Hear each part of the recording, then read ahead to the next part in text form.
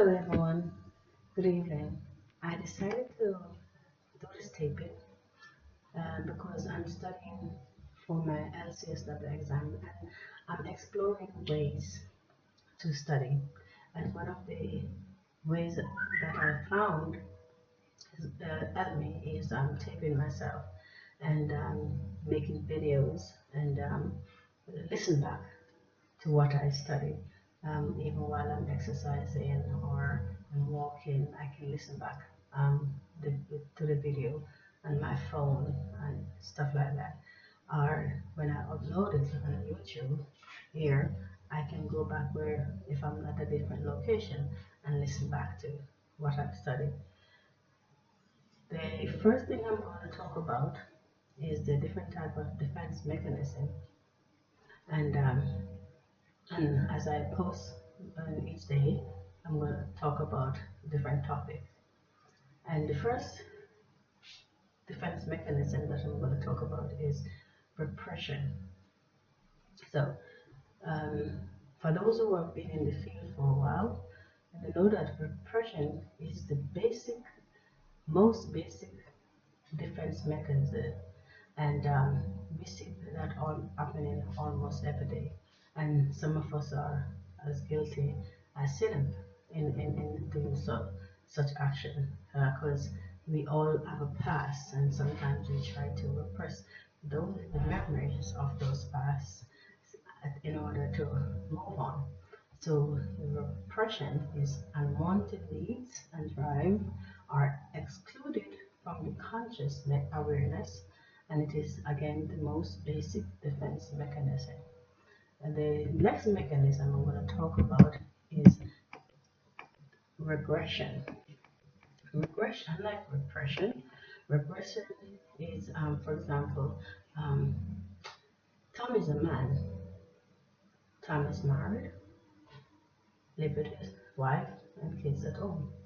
However, Tom often, or most always, want to play games with his male friends. I was going to say it's boys, but um, so with his male friends. Sometimes when Tom feels a little depressed and down, Tom tends to want to take his favorite blanket and cuddle up with it. Tom oftentimes seems as if he's acting out his behavior that represent his childhood or a child. So regression, treating or retreating to an early safer stage of development. Retreating to an early safer stage of development. And I've heard one professor told me that it has to do with a lack of fulfillment of the developmental stages as you grow up as a child. So, and we all know that um, defense mechanism is a tactic used to protect our anxiety. So that's what we're talking about right now, defense mechanism, which is a tactic used to protect our anxiety. The next defense mechanism I'm going to talk about is isolation effect. Isolation effect is the severing of the conscious psychological connection between an unacceptable impulse and its original memory source. The person remembers the experience but separated from their associate. The next one is sublimation. I think sublimation is very interesting to me, that is, because I've seen it almost every day.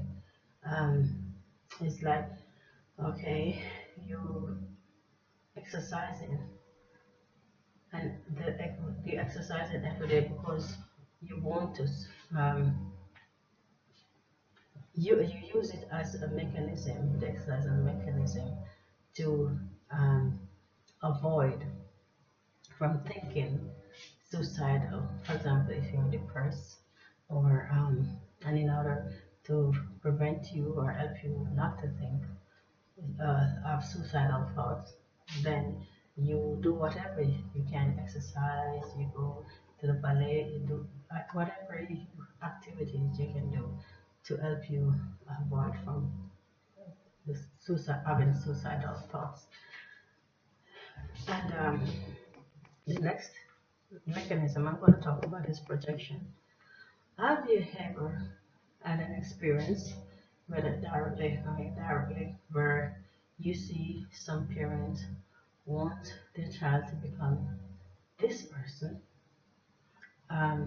take up this type of career, and is so rigid in their focus on that child or their children becoming or taking up this career? You're going to be a doctor, you're going to be a teacher, you're going to be a carpenter.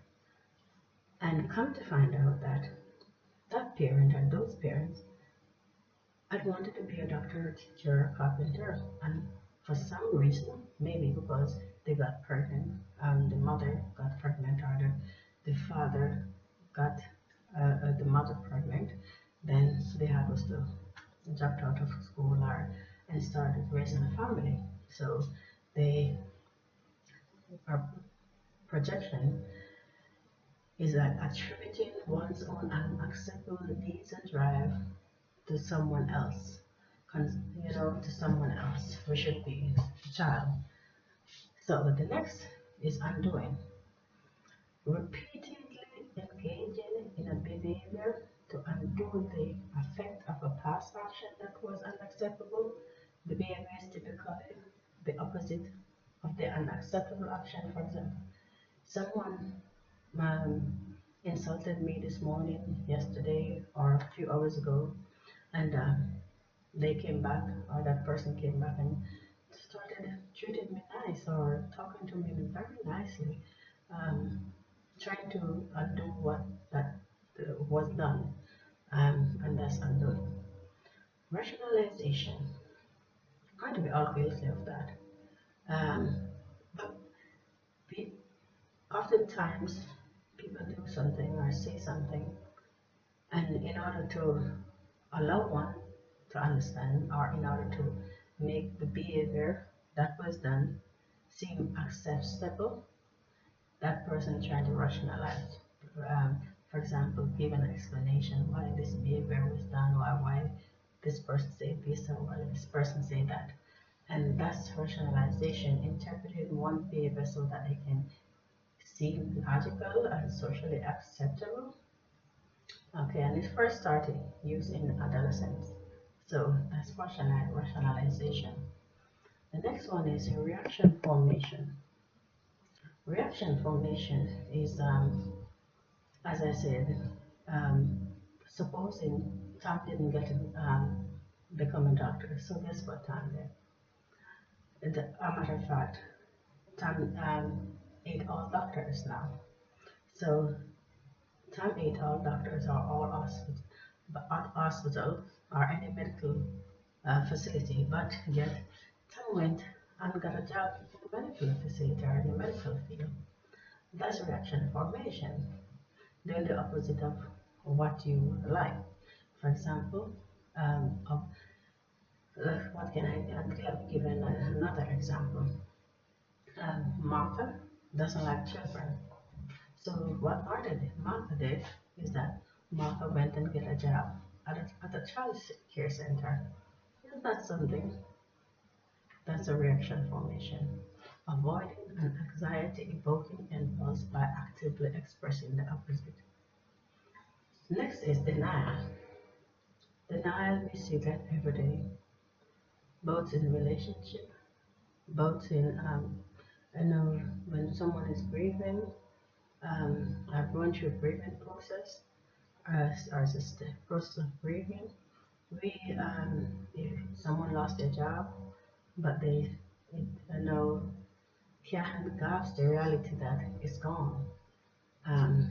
So denial is minimizing, invading unacceptable impulses and behavior exist, but they are not relevant